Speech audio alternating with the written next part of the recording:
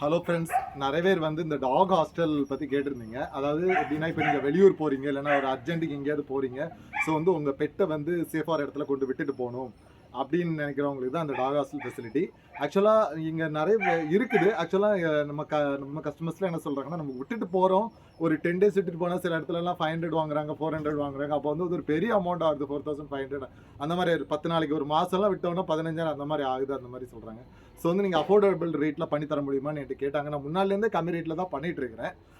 நான் பார்த்தீங்கன்னா பெர் டேக்கு வந்து 150லேருந்து பண்ணிட்டு இருக்கேன். இப்போ நீங்கள் வந்து ரொம்ப மாதம் சிலவங்கலாம் பார்த்தீங்கன்னா அவங்க வீடு கட்டிட்டு இருக்காங்க. ஸோ வந்து வாடகை வீட்டில் இருக்கிறதுனால அங்கே அந்த டாக் யூஸ் பண்ண முடியாது, வைக்க முடியாது. ஸோ வந்து 3 மந்த்ஸ் 4 மந்த்ஸ் நம்மள்ட்டே இருக்கும்.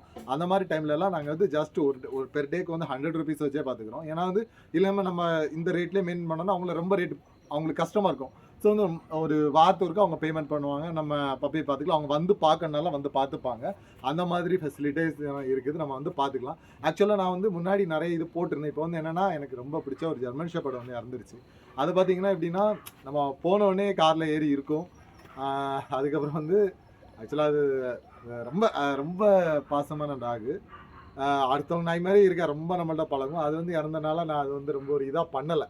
ரொம்ப நாள் நமக்கு ஒரு அது ஒரு மைண்ட் இதாகவே இருந்துச்சு. கிட்டத்தட்ட 1.5 வருஷம் ஆயிடுச்சு. ஆமாம், எனக்கு தெரிஞ்சு ஜெயிலர் படம் வந்தபோது தான் அது இதாச்சு. எனக்கு அது ஞாபகம் இருக்குது எனக்கு. ஸோ வந்து 1.5 வருஷத்துக்கு மேலே ஆயிடுச்சு. அதனால அதை மறக்க முடியல. ஸோ வந்து நான் ரொம்ப பண்ணல. சரி, நமக்கு தெரிஞ்சவங்க மட்டுமே இது பண்ணியிருந்தேன். அப்போ வந்து நிறைய பேர் நம்மள்ட்ட சொன்னாங்க, ஃபோன் பண்ணி, ப்ரோ இந்த மாதிரி இருக்குது, ரொம்ப ரேட் இருக்குது. ஸோ நீங்கள் கம்மி ரேட்டில், நீங்கள் பப்பீஸ்லாம் கம்மி ரேட்டில் கொடுக்குறீங்க.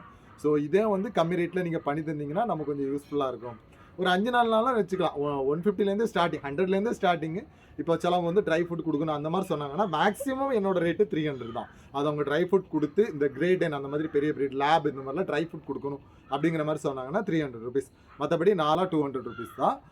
உங்களுக்கு ரொம்ப நாள் விடும்போது 100லேருந்து ஸ்டார்டிங். இது வந்து எங்கே இருக்குதுன்னு பார்த்தீங்கன்னா, கன்னியாகுமரி டிஸ்ட்ரிக்ட் மண்டைக்காட்டில் இருக்குது. உங்களுக்கு வேணும்னா நீங்கள் கால் பண்ணுங்கள், நான் அரேஞ்ச் பண்ணி தரேன். ஓகே ஃப்ரெண்ட்ஸ், என்னோட வீடியோவில் சந்திக்கலாம். அது வரைக்கும் பாய்.